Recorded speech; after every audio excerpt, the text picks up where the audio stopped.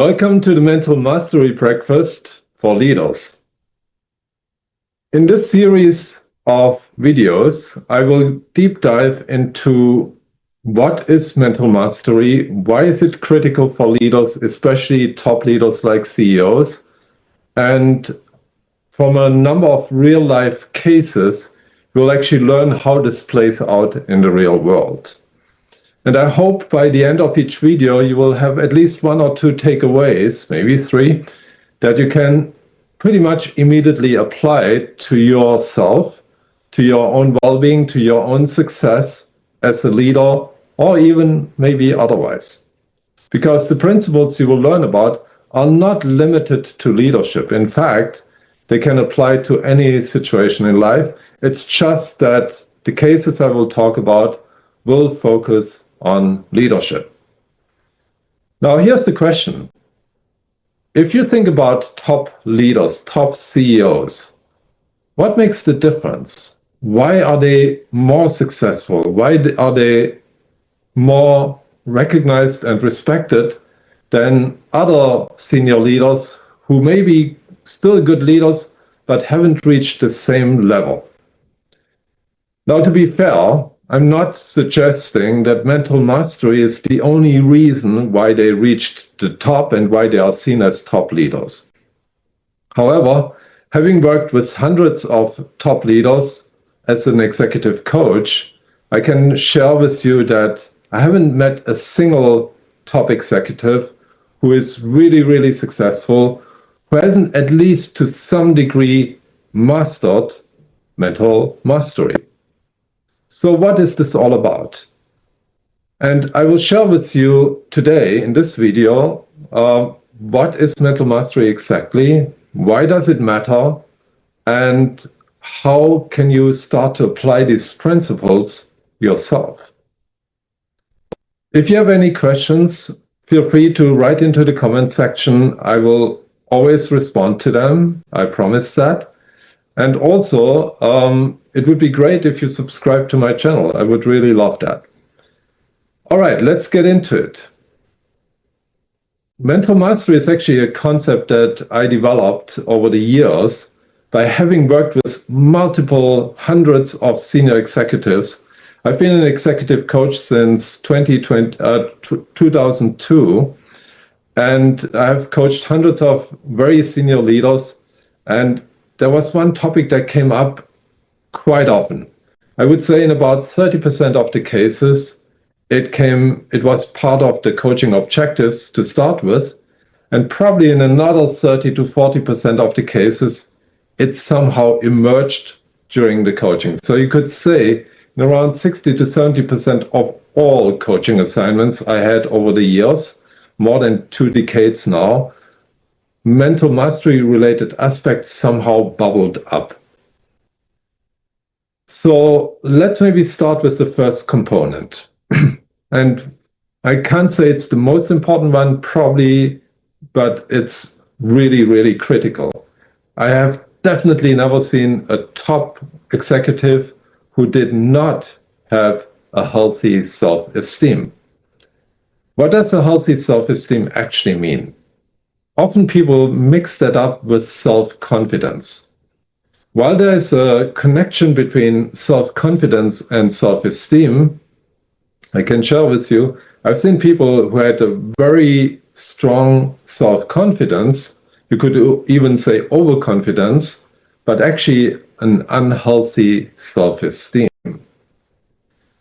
The way Harrison defines self-esteem is the combination of two paradoxical traits.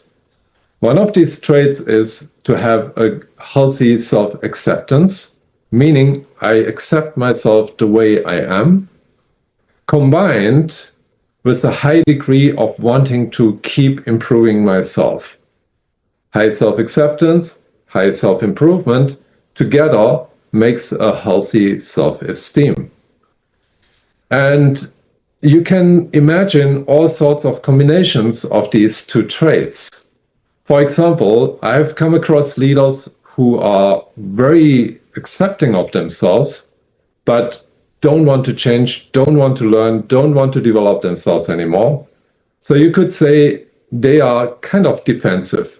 These are the kind of leaders who will say things, been there, done that, I have it all figured out. Well, honestly, we have never all figured it out. Life keeps changing, things keep changing, everything is always in a flow. And that means we have actually never fully figured it out.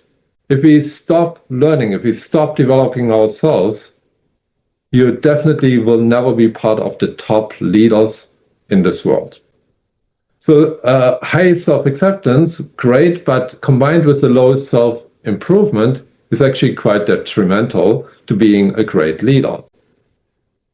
Vice versa, if you have someone who loves to improve themselves, keeps growing, wants to get better, great trait to have. However, if it comes together with a low level of self-acceptance, it essentially means that they keep beating themselves up. Whenever they make a little mistake or miss something, they beat themselves up. They feel maybe insecure when they compare themselves with others, feel inferior. So it leads to a very self-critical tendency, which honestly is not really helpful either. Yes, on the positive side, they tend to have a lot of drive.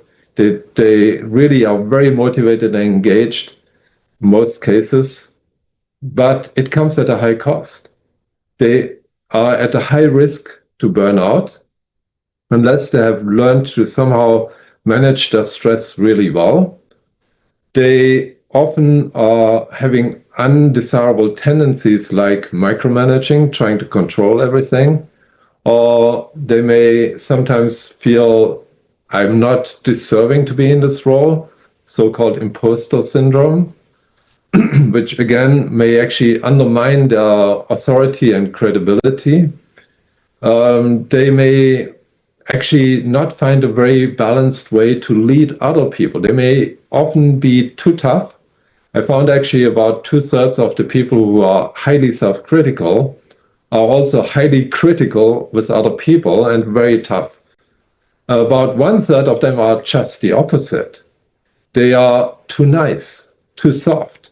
They let people too easily off the hook.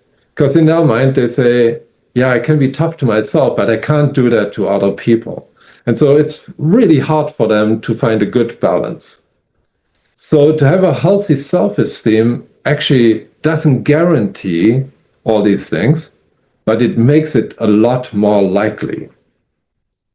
Let's look at the second element of the mental mastery concept.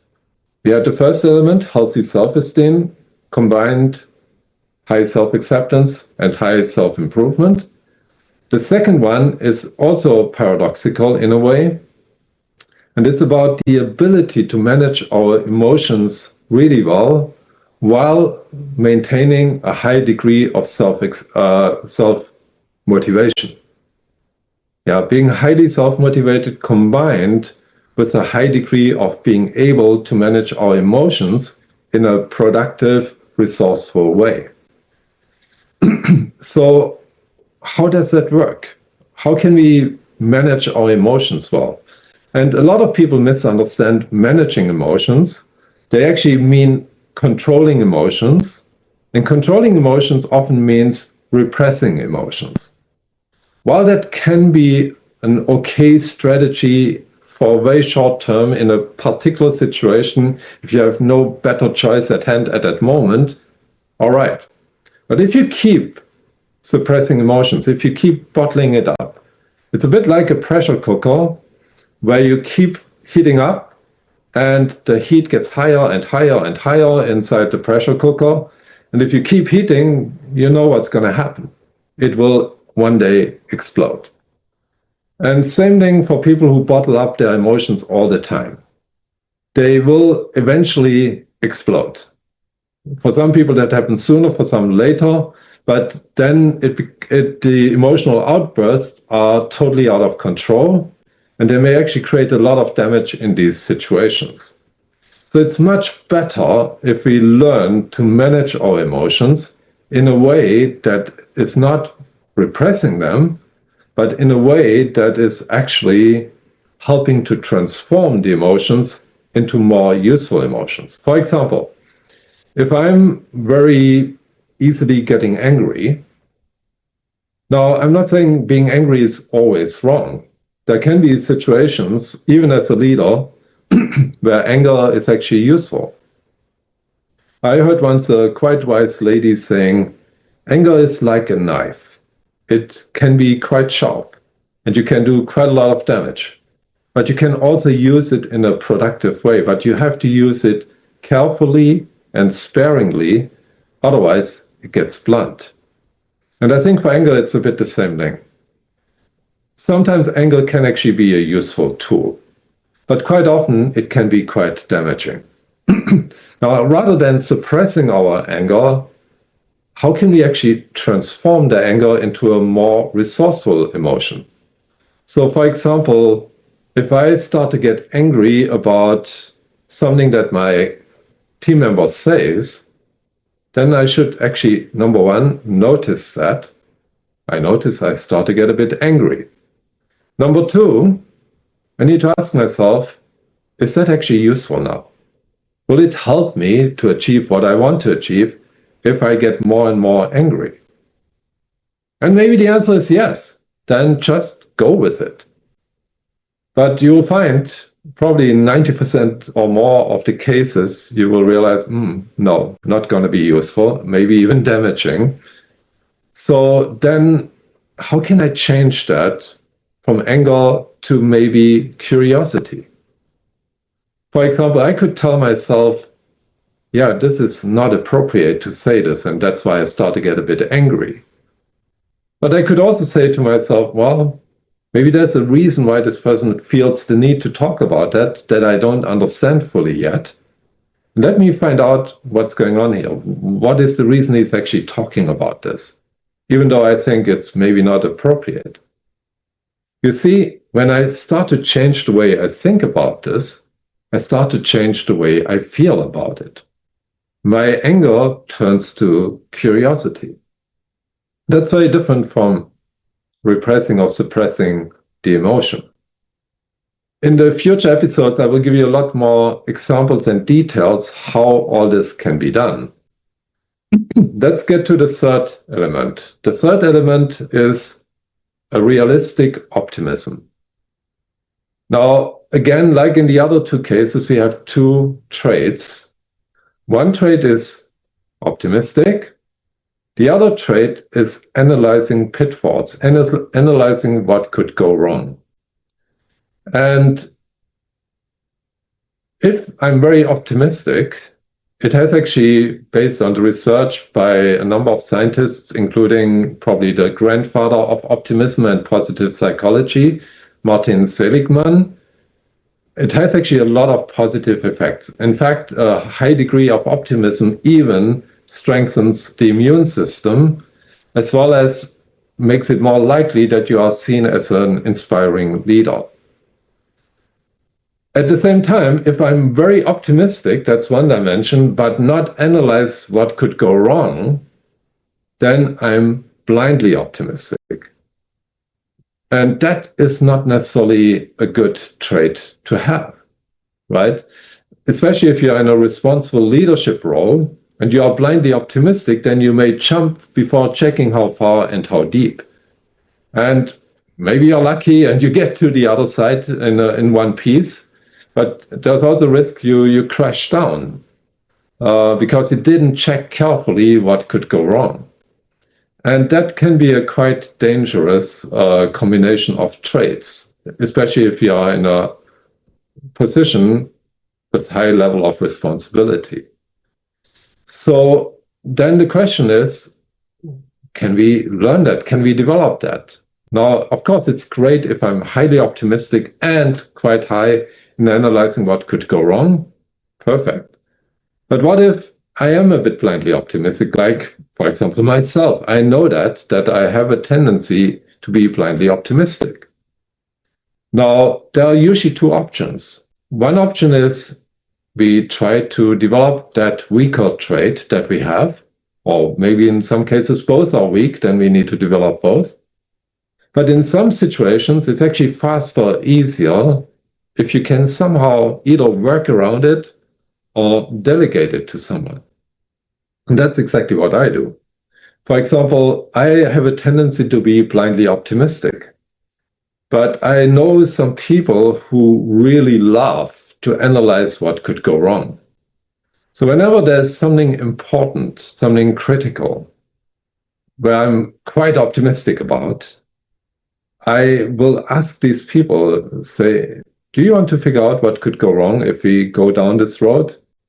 And they usually love to do that. It's not that I can't do that. I'm technically able to do that. In fact, my tendency to be analytical is pretty high. By all means, I'm a trained engineer by education. So without an analytical mindset, it's very hard to be an engineer.